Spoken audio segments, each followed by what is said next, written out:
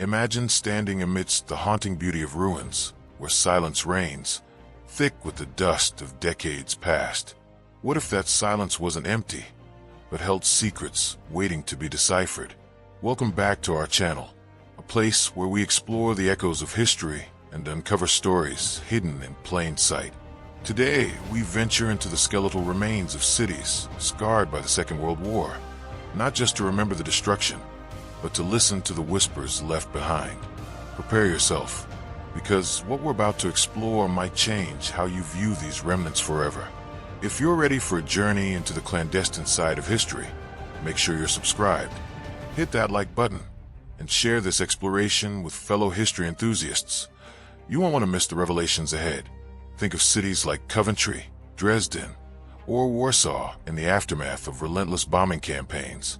Streets turned to rubble, buildings reduced to jagged teeth against the skyline. Amidst this desolation, life, in fractured forms, persisted. People sought shelter, resisted, and crucially, communicated. But how, when traditional lines were cut, when watchful eyes were everywhere? Our story begins not with generals or grand strategies, but in the shadow of a bombed-out library in Saint-Lô, France. Weeks after the devastating Allied bombardment in 1944, the air still hangs heavy with the ghosts of pulverized paper and binding glue. Amongst the debris, a young resistance fighter, known only as Anouk, navigates the treacherous landscape. She isn't searching for books, but for something far more perilous, a message. Anouk moves with the practiced silence of a hunter, her senses heightened to an almost painful degree. Every creak of unstable masonry, every skittering rat could mean discovery.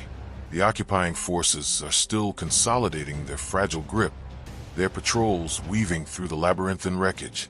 Her mission, passed down through a chain of whispers, is critical. Somewhere within this specific ruin, etched onto a surviving fragment of wall, is a sequence, numbers, perhaps letters, or a simple symbol, vital for an upcoming Allied operation. It's a message hidden in chaos, a whisper embedded in stone, relying on the very destruction to conceal it. The challenge isn't just finding it in the vastness of the debris field, it's deciphering its meaning and evading the patrols who surely know something is afoot. The weight of countless lives rests on these fragile marks, these whispering walls. The tension is a physical presence, clinging to her like the damp chill of the ruins. She scans the remnants of archways, the exposed brickwork, the fractured plaster, searching for the sign, the echo from a fellow shadow. What cryptic language did they devise? These ordinary heroes, fighting an extraordinary war. How did they turn devastation into a canvas for defiance? The silence stretches, punctuated only by the distant rumble of military vehicles and the closer, more terrifying sound of shifting rubble under her own cautious feet. Anouk focuses, pushing down the rising tide of fear. Her instructions were specific, yet maddeningly vague. Look near the archivist's alcove, where the morning sun would have first touched the eastern wall. But which alcove? Which wall? The bombardment had reshaped the very geography of the building, turning familiar layouts into a deadly maze of broken stone and twisted metal. Dust motes dance in the slivers of light piercing the gloom, illuminating scenes of utter destruction. Books, charred and waterlogged, lie in sodden piles, their knowledge lost to the violence. It feels like sacrilege, walking through this graveyard of words, but her purpose transcends mourning. Suddenly, a guttural shout echoes from outside the library's fractured shell. Boots crunch on gravel, coming closer. A patrol. Anouk freezes, every muscle tensed. She melts back into the deeper shadows, behind a teetering bookcase miraculously still upright, though its contents have long spilled. Her heart hammers against her ribs, a frantic drumbeat against the imposed silence. She can hear their voices now, gruff orders barked in German. They are sweeping the area, perhaps randomly, perhaps tipped off. Is her presence suspected? The wait is agonizing. Seconds stretch into lifetimes. One soldier pauses near the gaping hole that was once the main entrance, his silhouette framed against the gray sky. He peers into the darkness, his gaze sweeping past her hiding place. Can he hear her breathing? Can he sense her fear? What choices run through a mind in such a moment, trapped between duty and survival? If you found yourself in such a perilous situation, what would be your first instinct? Let us know your thoughts in the comments below. The soldier finally moves on, his footsteps receding. Anouk allows herself a slow, shaky breath, relief washing over her in a cold wave.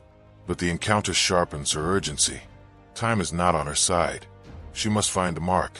Renewed determination steels her nerves.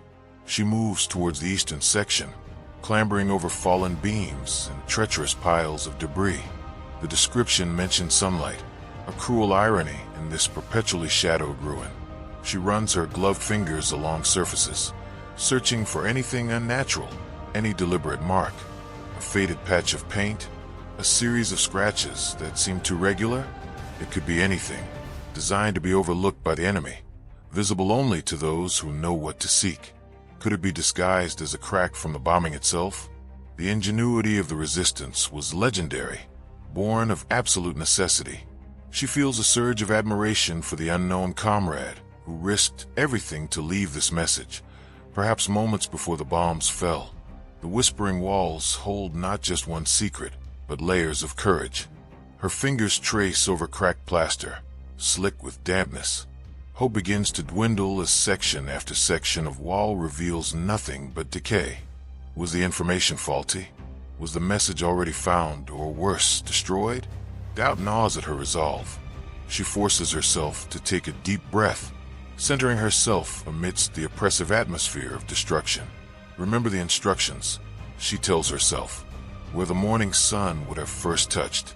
Even without direct sunlight, she tries to visualize the angle, the path light would take in a whole building. This leads her towards a partially collapsed archway, leading deeper into what might have been a records room adjacent to the main archive. The air here is even heavier, stagnant. It's there, almost completely obscured by fallen masonry and clinging ivy that somehow survived. That she sees it. Not scratches, not paint, but something far more subtle. 3 small, identical notches chipped into the edge of a surviving stone windowsill, low to the ground, almost perfectly mimicking accidental damage from the bombing. Anyone else would dismiss it, but the spacing is too precise, too deliberate, and below them, faintly etched into the stone, barely visible unless you knew to look, is a simple arrow, pointing downwards, towards the rubble-strewn floor. Relief floods through her, sharp and dizzying. It's the first part of the sign, the confirmation marker. If you've followed Anouk's tense search this far, comment below with a single word describing her courage. We love seeing you engaged with these hidden histories. But the arrow, it signifies the message isn't on the wall itself. It's pointing somewhere else. Down, beneath the debris, a loose flagstone, a hidden compartment revealed by the destruction. The initial wave of triumph quickly recedes, replaced by a new, urgent anxiety. The message isn't simply found. It requires another step, another risk. She carefully examines the floor beneath the arrow. Loose rubble, chunks of plaster, treacherous shards of glass. Kneeling cautiously, testing the ground stability, she begins to clear the debris immediately below of the windowsill. It's slow, painstaking work. Every stone moved risks a small avalanche, potentially trapping her or alerting anyone nearby. This method of communication, using the very fabric of the ravaged landscape, was a double-edged sword, brilliant for concealment, perilous for retrieval. Stories abound from the war of messages hidden in hollowed bricks, beneath specific cobblestones and bomb streets, or integrated into seemingly random graffiti, a silent language spoken across the ruins of Europe. Anouk knows she must hurry. The patrol could return, or worse, reinforcements might arrive. The Whispering Walls have yielded their first secret, but the full message remains buried. Her fingers brush against something smooth and cold beneath the dust and grit. Not stone, metal. With painstaking care, she works loose the surrounding debris, revealing a small, battered tin box, no larger than her palm, darkened with age and grime. It's wedged tightly between 2 fractured flagstones, deliberately placed. Inside this, she knows, must be the information, so vital to the unseen forces working to liberate her country. But just as she prized the box free, a loud groan echoes from above. Dust and small pebbles rain down. The structure, disturbed by her digging, is protesting. A large chunk of ceiling plaster detaches, crashing down nearby with a sickening thud that reverberates through the ruins. She freezes, listening intently. Did the noise attract attention? Or worse, could this whole section collapse? Every instinct screams at her to flee, but the mission comes first. With trembling fingers, she forces the lid of the tin open. Inside, nestled on a bed of faded cloth, is not an elaborate cipher, but a single, tightly folded piece of oilskin paper. She carefully unfolds it. On it, written in faint pencil, are just two things: a date, set for 3 days from now, and a seemingly innocuous grid reference, just 6 numbers. Nothing more.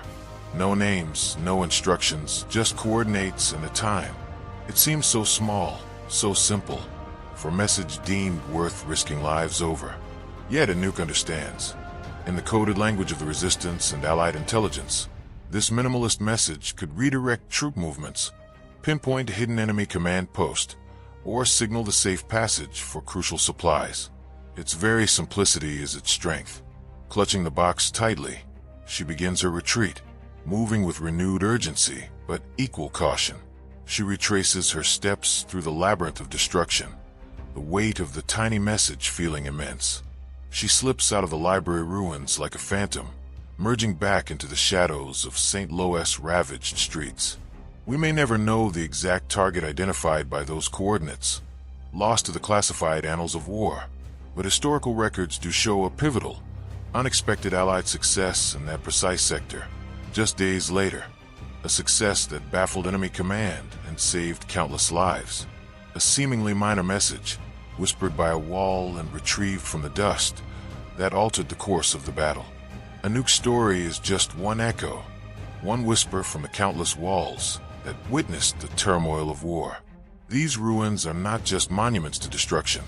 They are archives of resilience, testaments to the unbreakable human spirit that finds ways to communicate, to resist, to hope, even when surrounded by devastation. They remind us that history holds secrets in the most unexpected places, urging us to look closer, to listen harder. If these stories of hidden courage and whispered messages resonate with you, ensure you subscribe to our channel. Join us as we continue to unearth the forgotten narratives and honor the voices that echo from the past, proving that even in the darkest times, humanity's light finds a way to shine through.